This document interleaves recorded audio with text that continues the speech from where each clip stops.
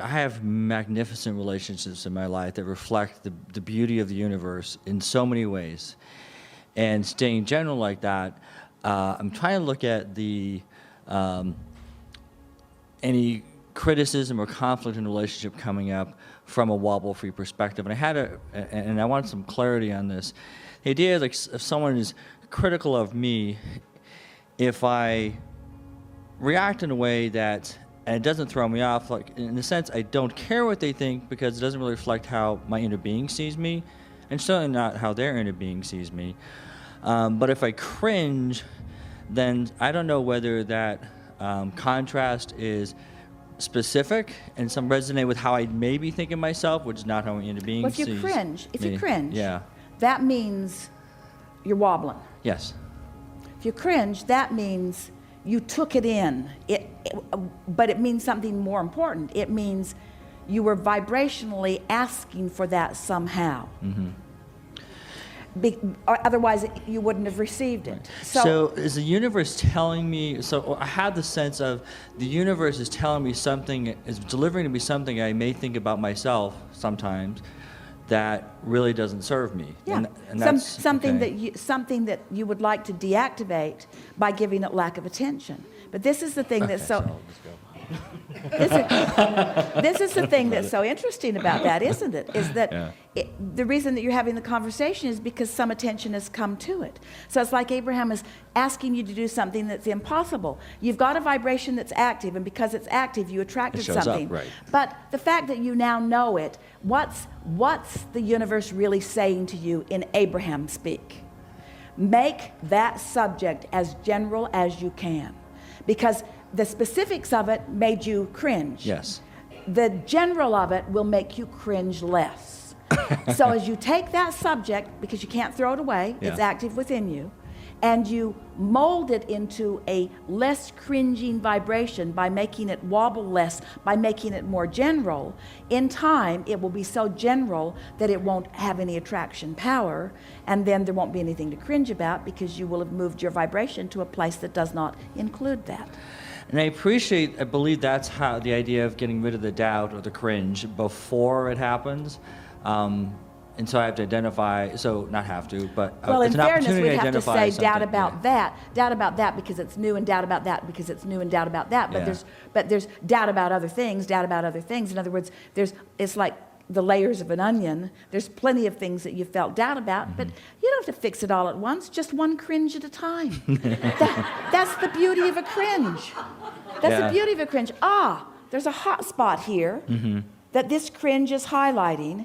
What should I do when a hot spot has been identified? Should I throw gasoline on it, or should I soothe it? And how do I soothe it? By going general.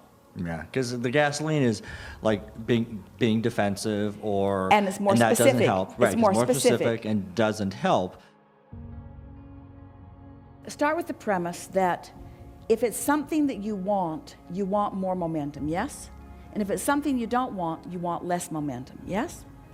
If it's something that feels good, you want more momentum, yes? If it's something that feels bad, you want less momentum. Now couple the word attention and momentum together. So if it's something you want more of it, give it more attention. If it's something you want less of, give less attention. So if someone is saying to you, why would you say that? They're putting attention upon something they don't want, too. Right.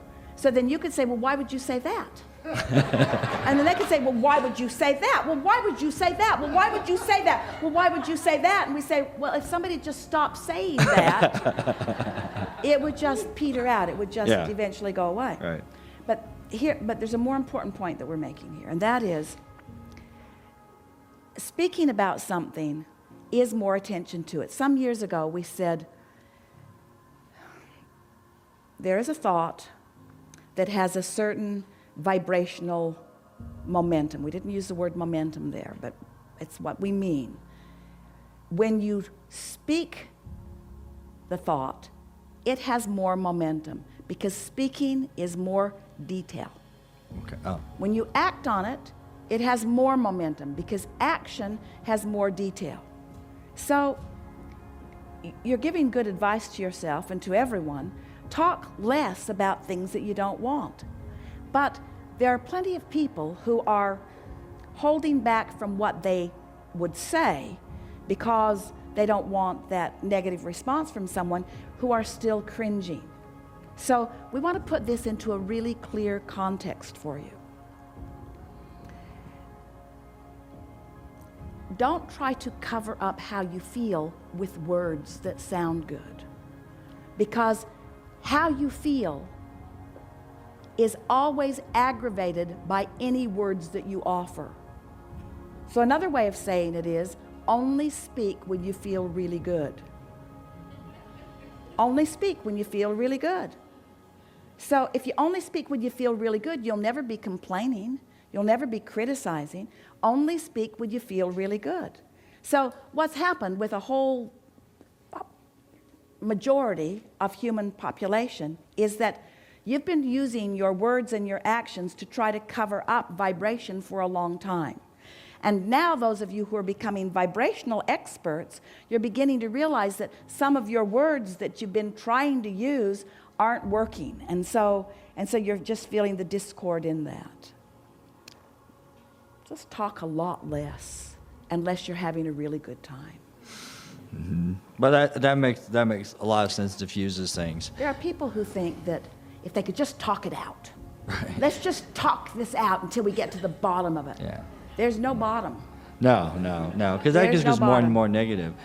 But if the universe presents those conflicting, and it's like any contrast that comes to life, Why? Why does the universe present them?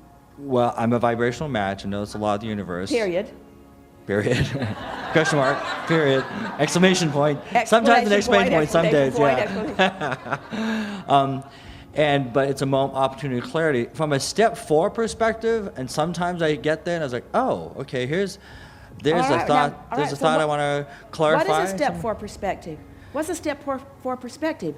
I am unconditional in my alignment. Mm-hmm. And anything that comes at me from anywhere that it comes doesn't cause me to wobble. Step 4 just means wobble free no matter what. Yes. That's what step 4 means. So sometimes these things, the universe will bring things to me that are, I believe, maybe it's reflecting back to me some thoughts or beliefs I have about anything that are unwanted, not in alignment with my inner being or how source sees things.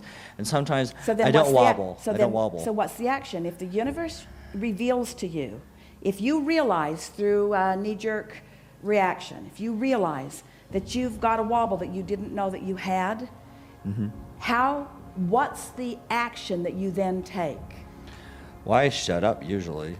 That's the first step. First That's thing I don't better say than anything. stepping forward. But Yeah. what would be a really productive action to stabilize what has the potential of wobbling? Think more generally. And think more generally, and speak more generally about that. In other words, deliberately soothe yourself about that. Well, isn't this interesting? Well, this is quite fun. Well, I didn't realize that. I like realizing this. This is a good thing that has happened just now. I'm really glad to have had this opportunity. I'm so stable all of the time. Ooh, I felt that little ripple and now I'm soothing it out. This was really good. I'm really happy we had this conversation. This was really good. I'm really getting this. I'm wobble-free on so many subjects. I'm stable in the universe. My point of attraction is doing really, really well. I love moving out in the world. I'm not guarded now about anything.